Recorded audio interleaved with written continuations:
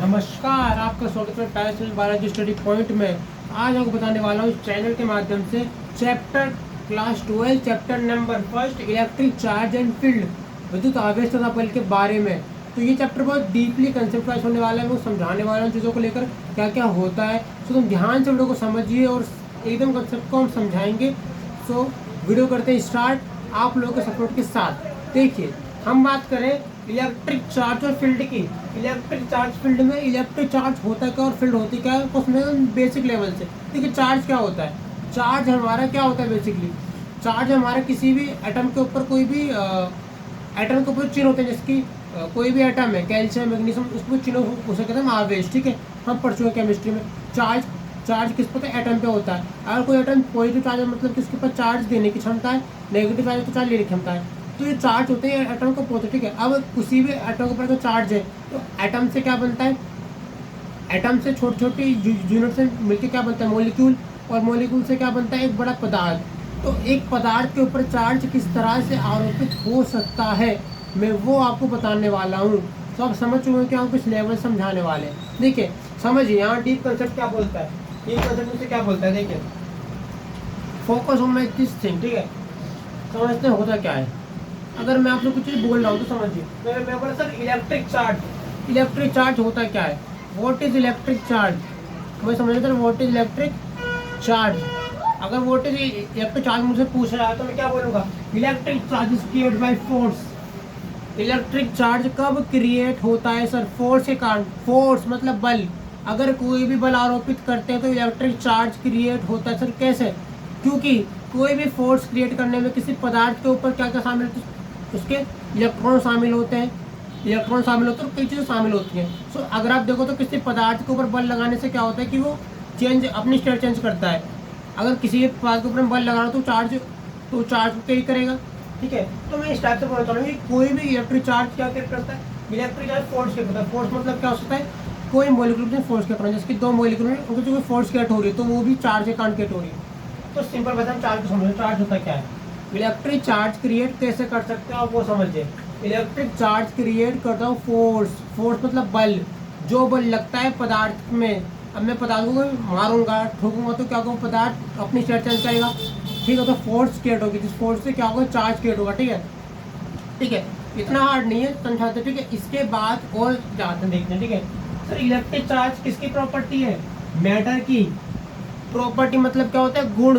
अब electric charge किसका गुण है, पदार्थ का गुण है। पदार्थ क्या होता है, पदार्थ वो होता है जिसकी भौतिक आकृति होती है, जिसका भौतिक स्वरूप होता है। तो मैंने आपसे दो बातें कही बेसिक लेवल पे कि electric charge is created by force.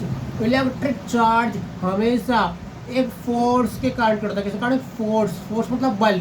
ठीक है, वो बल किसके बीच लगता है, पदार्थ के जो अणु है उनके बीच एक बल काम करता है, जिससे क्या होता है, चार्ज क्रिएट होता है। ठीक है, समझते हैं भैया।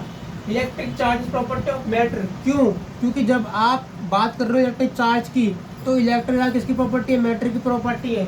अगर मैं बात करूं कि मुझे टाइप ऑफ फोर्स तो चार्ज के बेस पर, तो मैं क्या बोलूंगा, type of force, type of force based on charge. अगर मैं आपसे बोलता हूँ type of force based on charge क्या हो सकता है। अगर आप किसी बल के आधार पर चार्ज को डिफाइन करना चाहते हो तो किसी बल के आधार पर चार्ज को डिफाइन करने के लिए आपको दो प्रकार की फोर्स मिलती है, इलेक्ट्रोस्टैटिक फोर्स और एक होता है डायनेमिक फोर्स। स्टैटिक मतलब क्या होता है, रुका हुआ, कहाँ किसी चीज को रोक लेना और रोकने का उसमें चार्ज क्रिएट कर देना। ठीक है, जैसे कहते हैं इलेक्ट्रोस्टैटिक, जिससे कि हम बांध बनाते हैं। बांध में क्या होता है, पानी को रोकते हैं और रोकने के बाद उसे इकट्ठा करते हैं, जिससे बिजली बनाई जाती है, उसका उत्पादन करते हैं। तो क्या एक स्टैटिक एग्जाम्पल है। ठीक है, एक होता है डायनेमिक फोर्स, डायनेमिक के लिए चार्ज को क्रिएट करना। अब क्या होता है, कोई भी चार्ज है, आप कोई चार्ज को कैसे बना रहे हो, किसी चार्ज को बनाने के लिए क्या कर रहे हो, आपके पास कोई स्पेशल वो तो है नहीं कि भैया मेरे पास कोई स्पेशल मीटर है जिसमें चार्ज बना रहा हूं। नहीं, किसी चार्ज को बनाने के लिए बेसिक लेवल पे ये जान लो कि उसमें दो चीजें काम करती हैं, दो फोर्स होते हैं, इलेक्ट्रोस्टैटिक और इलेक्ट्रोडायनेमिक। इलेक्ट्रोस्टैटिक यानी क्या होता है, इलेक्ट्रॉन को स्थिर कर देना। अब इलेक्ट्रॉन चलते जा रहे हैं, उन्हें रोक देना। अब क्या होता है, अगर इलेक्ट्रॉन एक जगह पे रुके हुए तो एनर्जी को इकट्ठा कर रहे हम। अब जो एनर्जी हमने इकट्ठा करी उसके बीच से फोर्स क्रिएट होगी। ठीक है, इलेक्ट्रोस्टैटिक में क्या होता है कि इलेक्ट्रोस्टैटिक फोर्स हमारे इस टाइप की फोर्स होती समय हम क्या करते हैं, रोकते हैं। किस रूप में, इलेक्ट्रॉन किसको रोकते हैं? इलेक्ट्रॉनों को, क्योंकि इलेक्ट्रिसिटी हमेशा इलेक्ट्रॉन के कारण उत्पन्न होती है, ठीक है। बात करें डायनेमिक क्या होता है? डायनेमिक मतलब चलता हुआ, कुछ चीज चल रही है उसमें आप चार्ज कितना चाहो, जैसे कोई चीज मूवमेंट हो रहा है। भाई लोग क्या कर रहे हैं, लोग चलते हुए पानी से, लोग रुके हुए पानी से बिजली उत्पादन कर सकते हैं। आज हमारे पास अच्छी टेक्नोलॉजी उत्पन्न है। तो अगर मैं आपसे ये बोलूँ तो डायनेमिक मतलब क्या हो रहा है कि वो चार्ज डायनेमिकली काम कर रहा है, ठीक है। डायनेमिक मतलब इस नेचर में कंटिन्यू मूवमेंट हो रही है, ठीक है। तो यहाँ से हमारा कुछ खास चीज़ पता है, ध्यान रखना, एकदम कान बांध लो इसको, एकदम मन में सोच लो कि भैया इलेक्ट्रिक चार्ज क्या होता है, जो किसी फोर्स से कांटेक्ट होता है। फोर्स मतलब बल। तो electric charge is create by force. बहुत सारी फोर्स कोई भी काम कर सकती है, कोई भी फोर्स हो सकती है दुनिया में, ठीक है। इन दोनों के अलावा कई फोर्स काम करते हैं तो बहुत हम जानते भी नहीं है, तो कितने फोर्स हो सकते हैं, ठीक है। अगर हम बात करें इलेक्ट्रिक चार्ज किसकी प्रॉपर्टी है? मैटर की। कैसे? क्योंकि इलेक्ट्रिक चार्ज किस में होता है? मैटर के अंदर, ठीक है। आप किसी मैटर को डिस्टर्ब कर दोगे तो उसके क्या डिस्टर्ब होंगे? इलेक्ट्रॉन। और इलेक्ट्रॉन के डिस्टर्ब होने पर चार्ज क्रिएट होगा, यानी इलेक्ट्रिसिटी में पूरा खेल इलेक्ट्रॉनों का है। तो इलेक्ट्रिक चार्ज किसकी प्रॉपर्टी है? मैटर की। अगर मैं बात करूँ फोर्स टाइप की होती है, फोर्स टाइप की होती है चार्ज के बेस पे। अगर मैं फोर्स टाइप की बात करूँ चार्ज के बेस पे, क्योंकि इलेक्ट्रोस्टैटिक यानी चलते हुए इलेक्ट्रॉनों को रोक लेना, चलते हुए इलेक्ट्रॉनों को रोक लेना। इलेक्ट्रॉन चलते जा रहे हैं, मैंने रोक लो तो हम कहते हैं इलेक्ट्रोस्टैटिक। तो डायनेमिक मतलब मैंने चला जाओ रोको ही मत, ठीक है, उसमें इलेक्ट्रो डायनेमिक, ठीक है। ओके जी।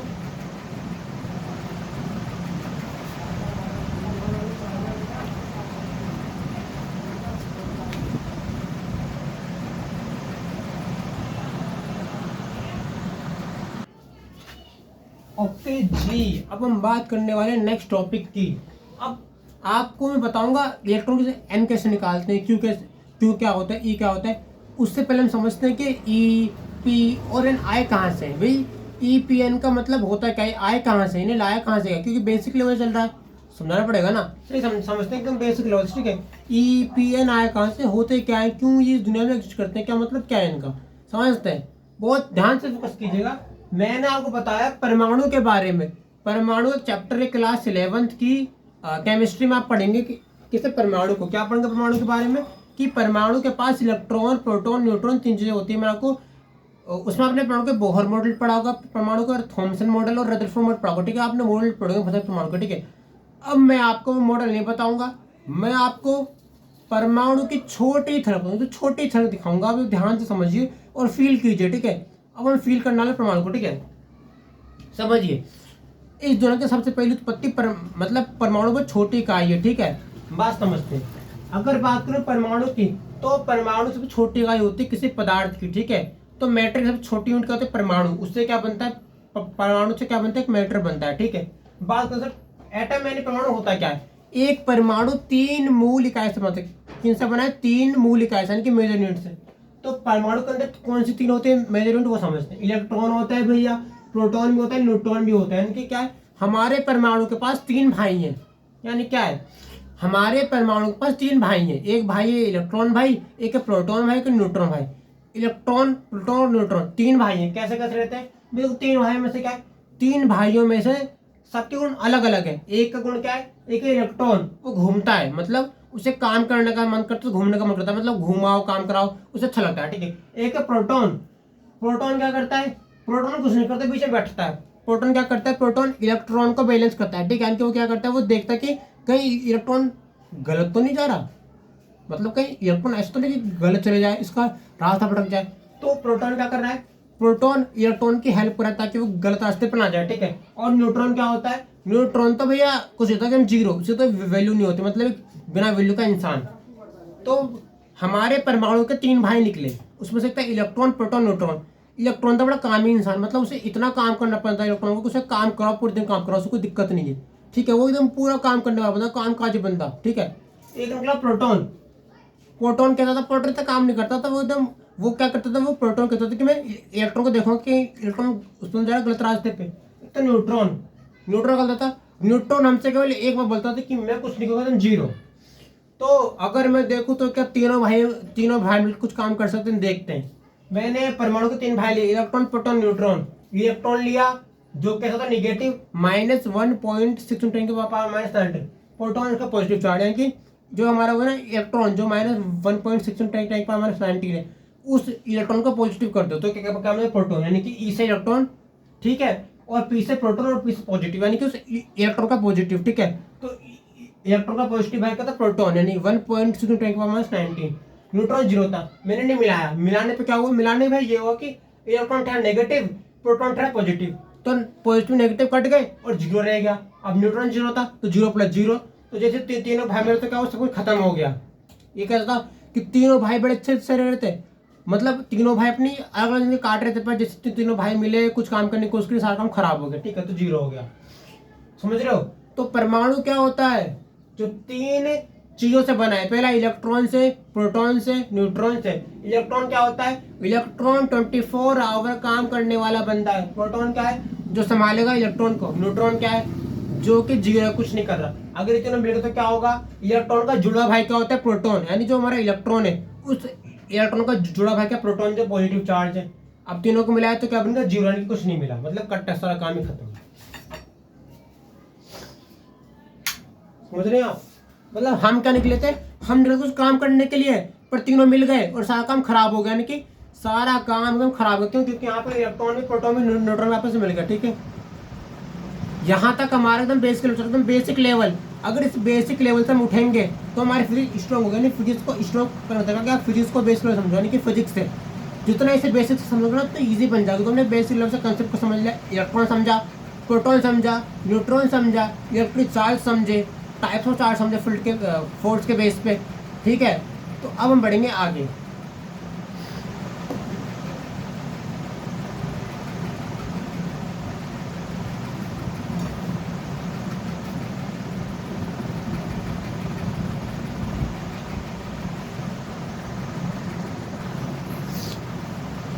ओके जी, आपका स्वागत है पैरिस चैनल में। हम और आगे बढ़ने वाले हैं, तो देखते हैं आगे पढ़ना क्या है, समझते हैं यहाँ पे आगे। अब हम निकालने वाले नंबर ऑफ इलेक्ट्रॉन। क्या निकालेंगे, number of electron. Number of electron कैसे निकालते हैं वो समझते हैं। नंबर ऑफ इलेक्ट्रॉन निकालने के लिए आपको एन से शुरू करते हैं। नंबर ऑफ इलेक्ट्रॉन निकालने के लिए आपको देते हैं क्यू। क्यू मतलब आवेश। Q is not defined. Q 5 हो सकता है, 6 हो सकता है, 10, 100, 200, 500, पर ई इज कॉन्स्टेंट। ई की वैल्यू क्या होती है, 1.6 × 10⁻⁹ वो भी नेगेटिव का। आपके पास इलेक्ट्रॉन की संख्या निकालने के लिए 2 चीजें होती हैं। पहली चीज क्या होती है, आवेश मतलब क्यू। एक क्या होती है, ई यानी कि इलेक्ट्रॉन। यानी आपको क्यू जो होगा वो डिफाइन नहीं होगा, वो आपको 5 देगा, 10 देगा, 15 देगा, 25 देगा, 30 देगा। पर ई क्या वो डिफाइन होगा, वो क्या देगा आपको 1.6 × 10⁻⁹, जो कि नेगेटिवली चार्ज होगा। अब समझते हैं एन निकालते कैसे। देखिए एन निकालने का तरीका क्या होता है। एन निकालने के लिए बहुत डीपली एनालिसिस करना पड़ता है, क्वेश्चन को समझना पड़ता है, क्वेश्चन क्या बोल रहा है। एन निकालने के लिए मुझे क्यों दे रखा है 5 माइक्रोकुलाम। माइक्रो मतलब क्या होता है, 10⁻⁻6 से मल्टीप्लाई करना पड़ेगा। अगर 10⁻⁻6 से मल्टीप्लाई करोगे तो क्या लिखोगे 5 माइक्रोकुलाम को, 5 × 10⁻⁻6, क्योंकि 5 कुलाम में और माइक्रोकुलाम में चेंज करने का आपको 10⁻⁻6 से मल्टीप्लाई करना पड़ेगा। तो क्या मिलेगा 5 × 10⁻⁻6 अपॉन ई। क्या होता है इलेक्ट्रॉन, और ई क्या होता है नेगेटिव चार्ज, यानी कि -1.6। यहाँ माइनस शो नहीं करेंगे हम, माइनस शो क्वेश्चन में शो नहीं करते, पर क्वेश्चन के अलावा माइनस का फायदा ये कि जो माइनस होता है वो पार्टिकुलरली एक पर्सन को समझने में हेल्प करता है। यहाँ पे जो माइनस पता है, तो मुझे पता है कि माइनस में होता है इलेक्ट्रॉन, तो मैं क्यों लिखूँ माइनस, तो मैं लिखूँ -1.6 × 10⁻⁻19। आप समझिए यहाँ पर जो ये -6 है, यह आएगा 19 के पास, तो 10⁻⁻19 में 10⁻⁻6 ऐड करेंगे, वो भी ऊपर से नीचे लेकर, तो 10⁻⁻6 से नीचे आते वो हमें 10⁻⁻19 ऊपर ले जाना 5 के पास। अगर 5 के पास 10⁻⁻19 लेके जाओ तो 10⁻⁻19 नीचे नेगेटिव है। अगर ये वैल्यू नीचे नेगेटिव है तो ऊपर जाएगा पॉजिटिव, क्या होगी पॉजिटिव, तो क्या हो जाएगा 10⁻⁻19 प्लस इंटू 10⁻⁻6, तो माइनस प्लस 19 -6, तो क्या हो जाएगा 13, तो क्या होगा 10⁻13। तो अगर आपको इलेक्ट्रॉन की संख्या निकालनी तो क्यों फोकस है, किस पे, क्यों पे। क्यों क्या होता है आवेश, और जो आवेश है क्यों ये डिफाइन नहीं होता, ये 10, 100, 200, 500 लिमिटलेस कोई भी नंबर हो सकता है। ई क्या होता है, डिफाइन होता है, जिसकी वैल्यू क्या होती है -1.6 इंटू 10⁻19। ठीक है।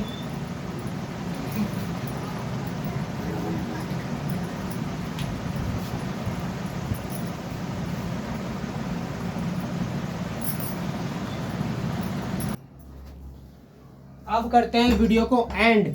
कल हम पढ़ेंगे कूलाम का नियम, आवेश संरक्षण का सिद्धांत और क्वांटीकरण क्या होता है और क्वार्क क्या होता है, क्योंकि ये जो चैप्टर बहुत बड़ा है तो मैं छोटे छोटे भागों में करके पढ़ाऊंगा। आज मैंने आपको आवेश की संख्या, आवेश के प्रकार, आवेश के गुण सब कुछ पता है, ठीक है।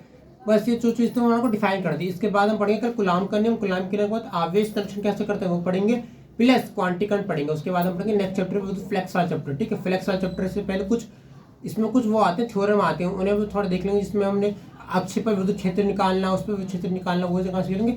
उसके बाद चैप्टर खत्म हो जाएगा, ठीक है। तो थैंक यू फॉर आपने वीडियो देखी। तो मिलते हैं नेक्स्ट वीडियो में टुमारो। Okay bye.